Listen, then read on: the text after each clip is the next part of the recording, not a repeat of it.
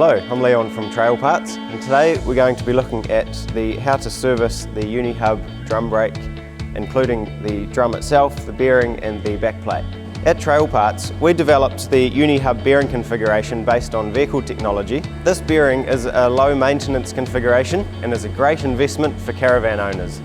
Firstly, we'll look at how to identify if you have the Uni Hub bearing configuration on your caravan. Trail Parts are the only manufacturer of the bearing configuration. This is cast into the hub here. Secondly, the dust cap is a screw-in plastic type rather than the steel press-fit type you'll see on taper roller hubs. The Uni Hub bearing is a sealed for life bearing, which means it doesn't need to be repacked, re-greased, so we're just going to do some basic checks on it to ensure that it's in good working order. Firstly, we'll grab the hub. You can do this with the wheel still on it. Grab the hub and try to rock it side to side. There should be very little movement or no movement.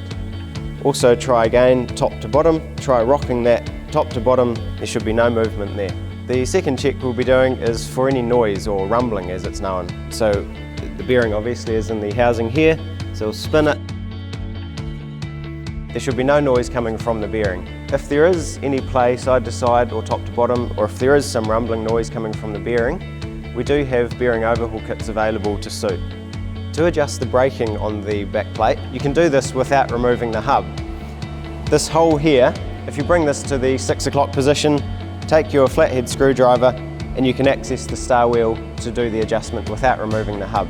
If you do need to service the back plate with brake shoes perhaps or the magnet, we'll walk you through how to remove the hub. Firstly, we'll be taking off the dust cap. We have these tools available, otherwise with a rag or a gloved hand, you can crank these off easily.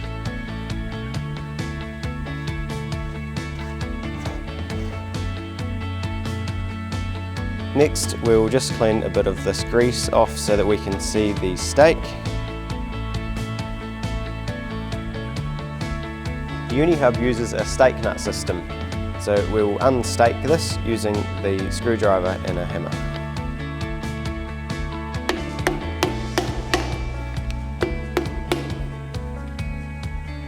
Next, we'll remove the stake nut. These are torqued up to 280 newtons, so they will require a decent bar and they use a 41mm socket.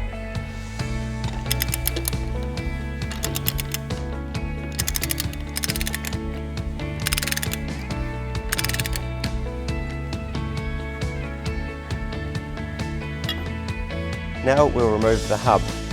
Being the large sealed bearing, the hub will need to be slid off very perfectly. No twisting or warping as you bring that off. Now that we have the hub off, we'll just do a couple of quick checks. So inside here, we'll just make sure there's no inclusions, no dust, no dirt. All looks good to me. And the same in the rear. So still looking nice and clean inside the seal surface. The grease is still clean. And same in the back of this seal here. It's all looking good. So we're good to carry on.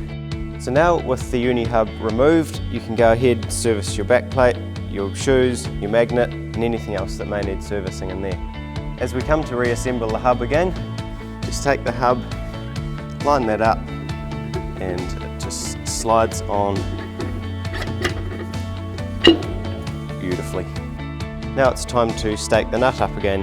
So here we have two slots, there's a slot at the top and a slot at the bottom. This means each nut can be staked twice. So I'm using a new nut here, but the other one would have been fine to use. We just would have punched it in the bottom as it was previously punched in the top. So we'll go ahead and fit this. So these stake nuts need to be done up to 280 newtons to properly load the bearing. So this is achieved with a decent long torque wrench, your 41mm socket, and I find it easier if you get that come up from underneath. When that has clicked out, we are good to stake this here. To stake the nut, we're just wanting to punch a little bit of this collar into the slot.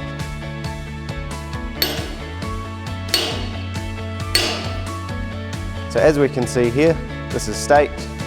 It won't be able to unscrew. We're good to put the cap on and go.